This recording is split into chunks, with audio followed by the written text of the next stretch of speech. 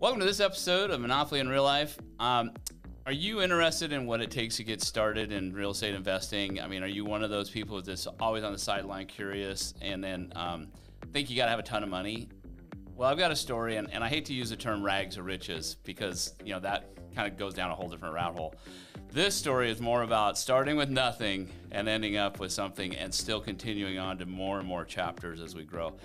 So I have the benefit today, and you get the benefit of hearing from my good friend Karim Ali with Equality Realty, and we're going to have some fun. So I'm going to hand this over to Karim. It's your turn to kind of tell us who you are a little bit. Give the viewing public some background. Some background on where I came from and kind of how this dream came to fruition here for me and my family.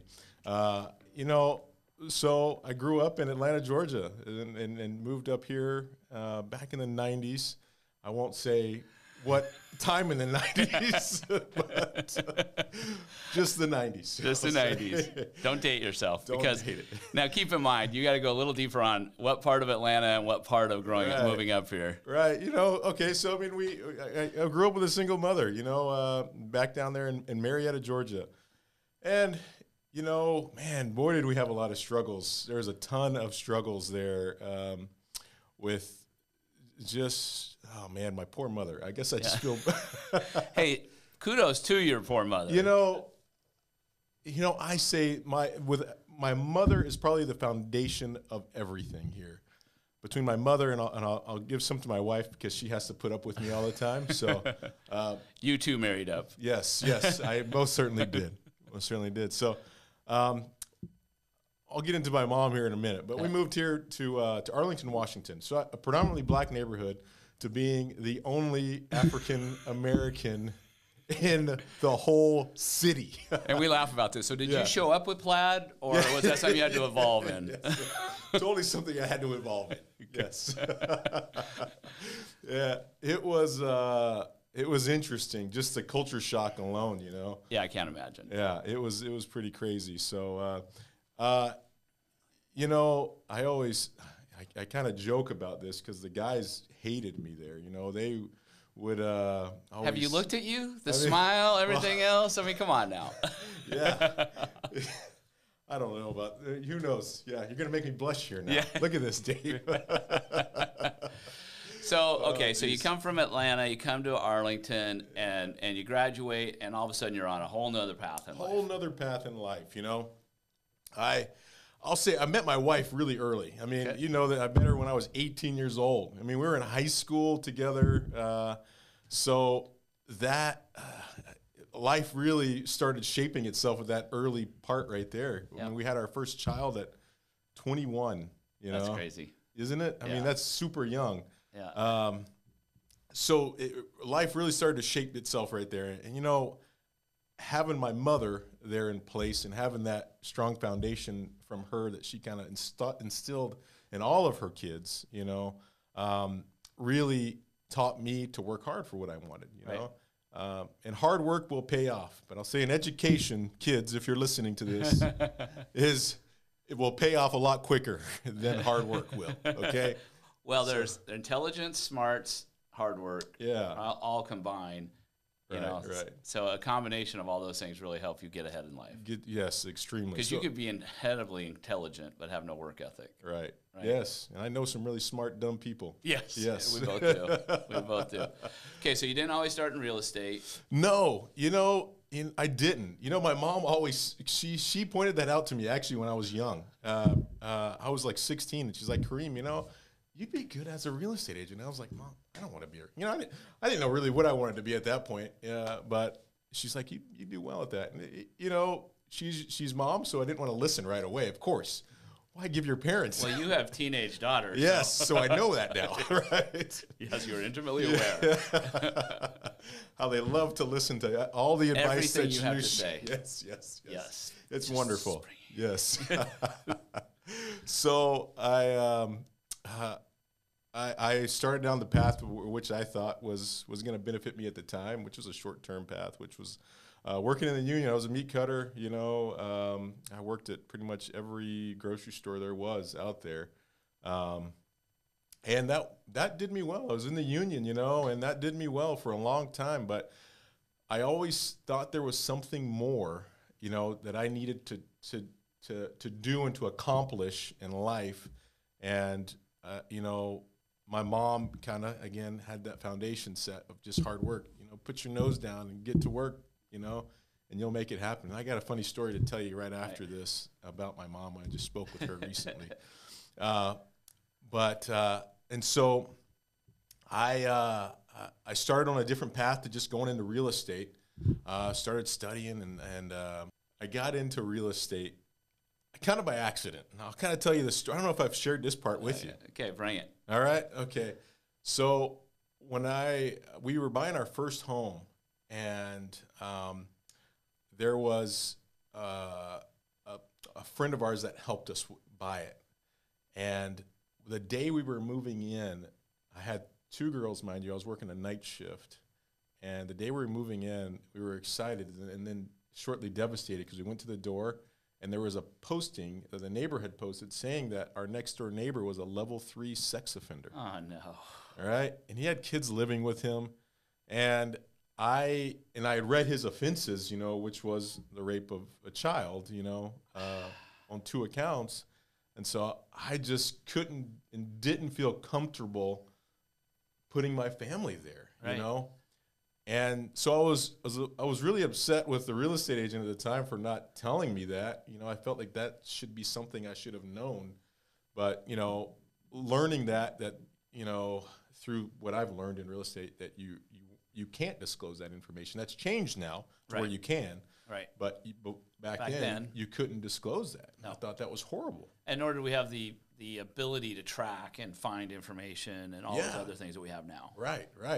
Now it's a lot easier, and they're everywhere now. Right. I mean, it's crazy. Right. But it's good to know and just be aware, you know, where they are. So that kind of gave you that I gotta do better than this person. Something's got to change. Like something that just, you know, that righteousness in me. Like something's got to change. I can't. No, this is not right. And if you're not going to tell, I'm going to tell. Right. I don't care if I get into trouble. Like if that's is what it is. We're helping people make the biggest decision of their life, whether it's their first or their 10th. Yeah. Right. And they should know what's going on around them. Say something. Right. You know. So there was that, and then so that was kind of my first run in, right? And then I was fortunate enough, you know, again to work hard, and I had my first investment property. And with that, it had some land to it, and I had done a BLA. Well, then the other guy who I was having represent me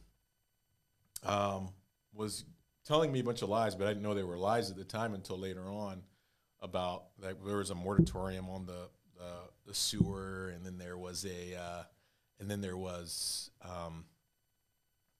all these other issues with the property. You know, I had the BLA was wrong, and I had to go back and I had to do a bunch of stuff, and I had to sell it at a discount to him. Well, then I found out that it was his business partner, which he did not disclose to me, who bought the property, and then they developed it.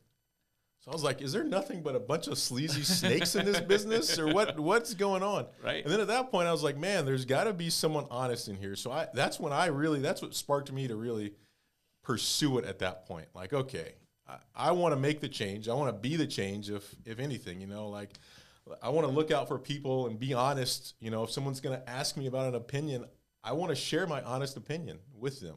I don't want to cut corners and be deceiving and any of that kind of stuff. Right. You know, so hence why we're here together. That's right. That's right. That's right. You start out in real estate. You've got those moments that drive you to be who you are, right? Because those are ingrained in who you are. Yeah. And then you start venturing, right? I mean, you're putting a lot on the line, a lot of risk. You know, doing things that not average people do. I mean, I shouldn't say average, but not a lot of people will put themselves in a place to risk. Yeah. And then, you know, so then you go out, you're working for a brokerage somewhere, and then you start your own. Yeah.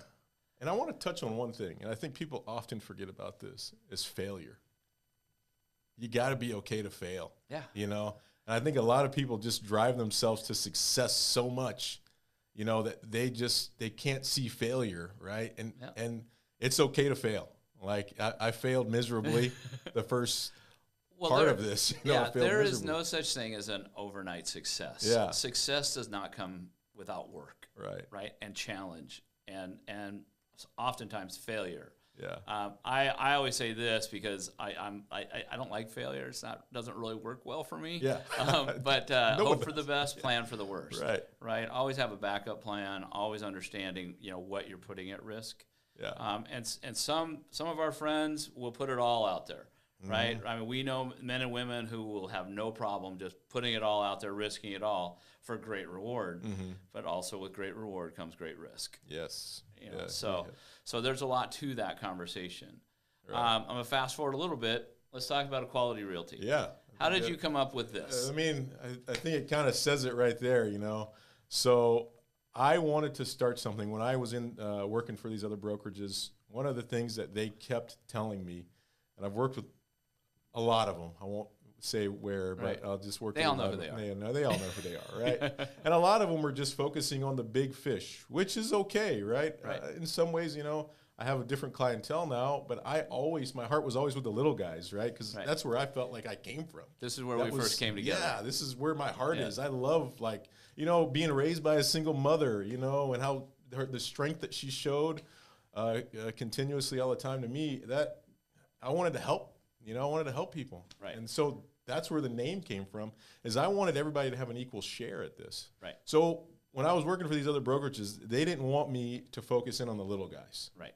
So here's the one story I always love is there's a lady I helped out. It was a $30,000 home purchase. So granted, I don't want to date myself again. But right? What was that? What was that another house going for in that marketplace? Yeah. Was it twice that? It was twice that. It was actually about 100 or so thousand. But this.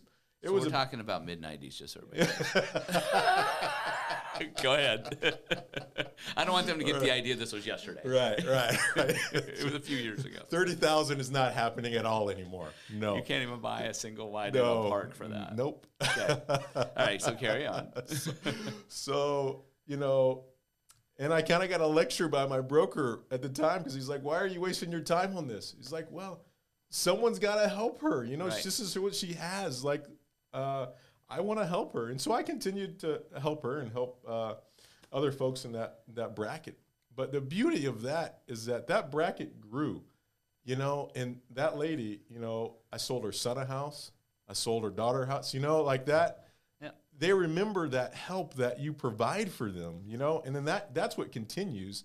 It's like Karim's an honest guy. You know what? He's gonna help you out no matter what. And so I wanted to have a company that embraced that.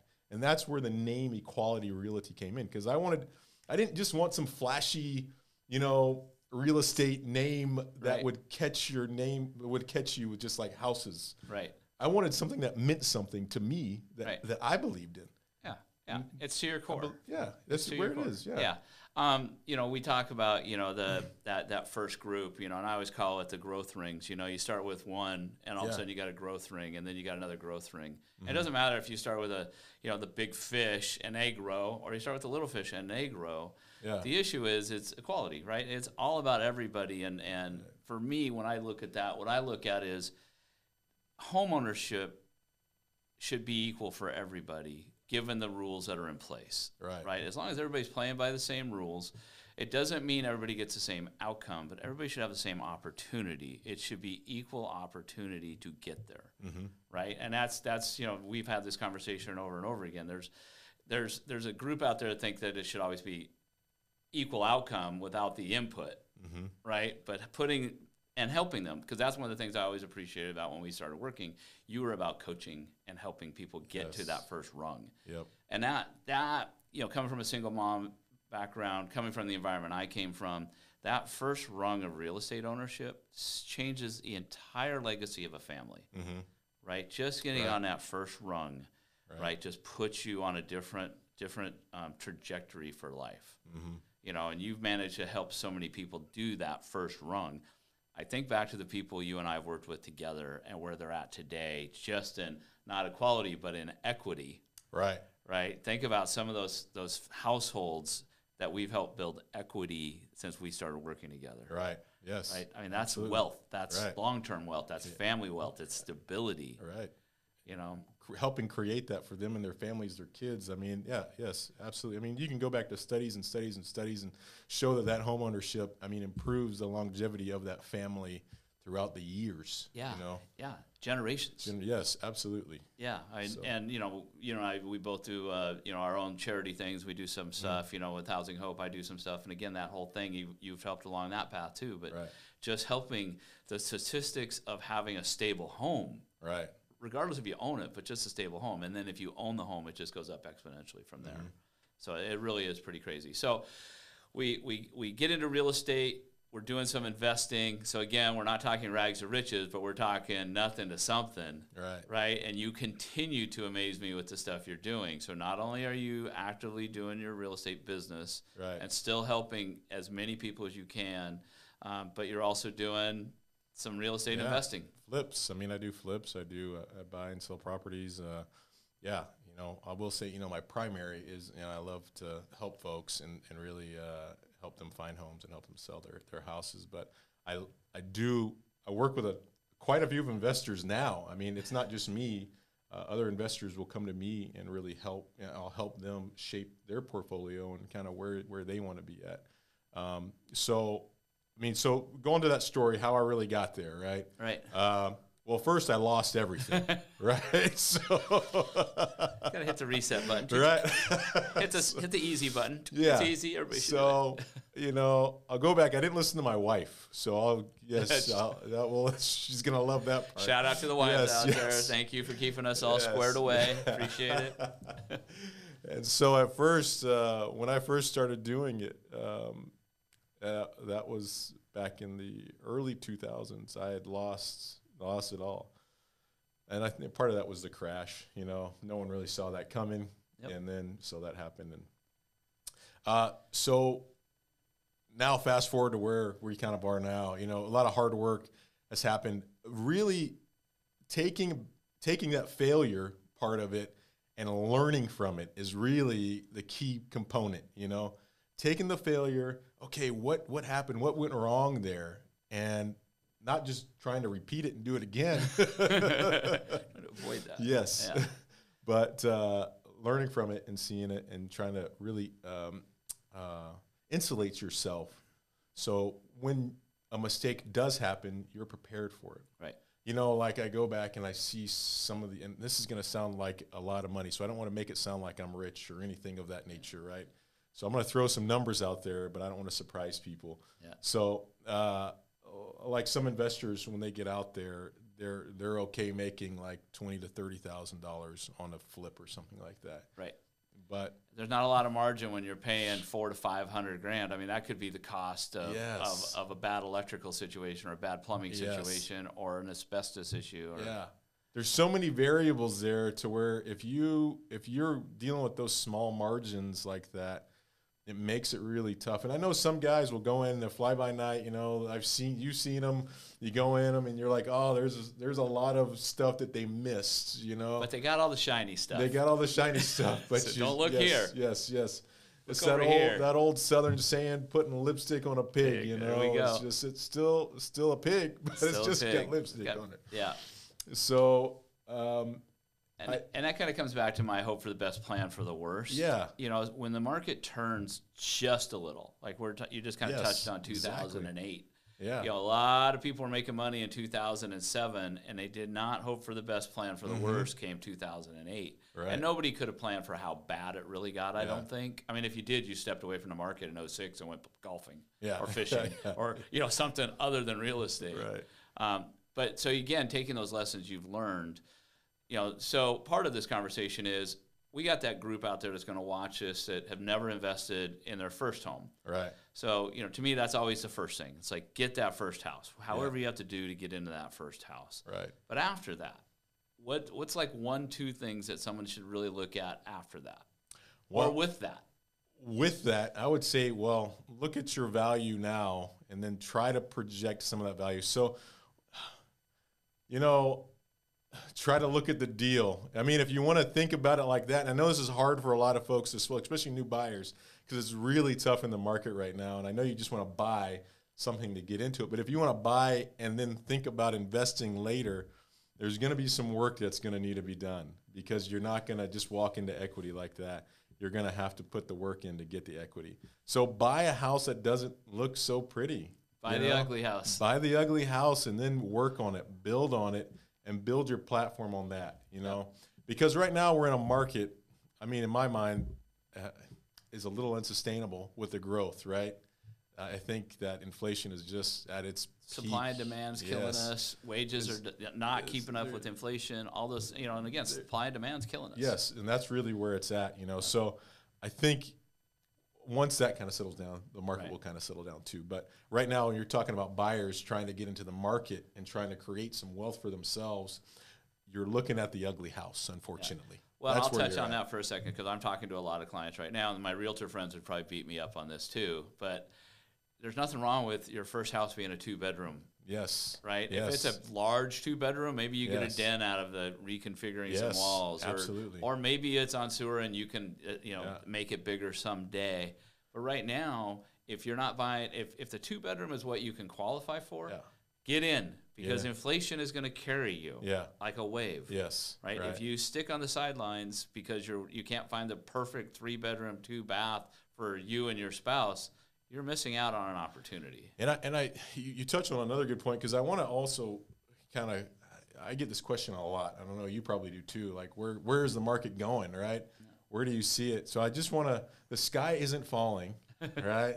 So I know that a lot of folks are like trying to wait for like. So they're waiting for 2009. Yeah, they're waiting for that, and that's not going to happen, man. It's not going to happen. You know, that's We're just over 5 million houses underbuilt. I mean, inflation is going to happen. They need to get the supply chain kind of worked out, and then once that happens, which is projected in about a year and a half, we'll be back to that 2019 But that's level. not real estate. That's not real estate. That's just appliances. Yes, but that ties in, you know, to the whole, you know, because once that gets back, that's going to really hold things together even more so. Right. But any dip that I can see is only going to be about $20,000 to $30,000 for your purchase price. So just think about that. So that's like somewhere between 0.5% right now, right? You're not going to see, and if you wait, you're going to miss out on the inflationary trajectory, right? And then it's going to have a dip, which was going to be a little blippy, and then we're going to be back off and running again. Yep. And so that's, you know, historically you look at real estate. That's why I'm such a firm believer. That's why you're a believer. Right. You know, it's inflation proof. Right. If you look at it, it's the only thing that stays really in track with inflation over time. Right. So it just makes sense. So we're running out of time. Yep. I want to recap some of this with one statement you and I have shared, right? Because coming from where you came from, single mom environment, it's so easy for people to get caught up in being victims versus survivors. Yes. And I've always said, my friend, you are the epitome of a survivor. Yes. You know, so, I mean, I'll go back to just like Arlington, right?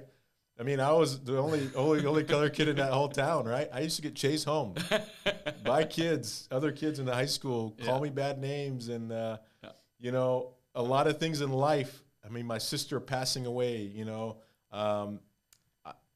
due to, you know, crime and violence, there was around me, right? Right. But having a strong foundation and not falling victim to it. Right. Pick yourself up. It's okay to get down. Yeah, take your 5-minute pity party. But you got to get your butt back up, you know, and you got to get to work, and you got to do it, man. You know, if not for you, for your family, for your kids, for just, you know, for yourself. Right. Get up. Yeah. Get up. There is no pity parties here. If you want to be successful in anything, stop it. Yeah. You got to get to it, man. Yeah. You got to pick yourself up. Because victimhood doesn't get you anywhere, right? I mean, and if you think about it, it happens internally to families. You know, you can take a family and you'll have a victim and a survivor in the same family. Yeah. Right? I mean, same upbringing, same everything else. It really comes back to choice, right? You and your wife early on made some really strong choices. Yeah. And, you know, and it came with work, and it came with failure, and it came with stress, and it came with everything else. But here you are a few years later. We won't say how many years later. But, you know, you got a beautiful family, and you're just making strides. And like I said, just I always get impressed when you and I get to talk about what the latest project is. So anyway, I want to thank you for coming out today, telling some of your story. You're coming back, because we got more to talk for about. Sure. Next time I'll bring beers. All right, I like it. That's a better story. That's a better conversation. Anyway, if you want to reach out to my friend Karim, you can find him. You'll see him tagged with me. And anyway, some great stories, and I hope you got something from this story as we're sitting here just talking and having a good time. All right, sounds good. And a shout out to the single parents out there, and to the spouses who support craziness. Yes, for sure. Single mothers. All right. Thank Bye-bye. you. Thanks for joining.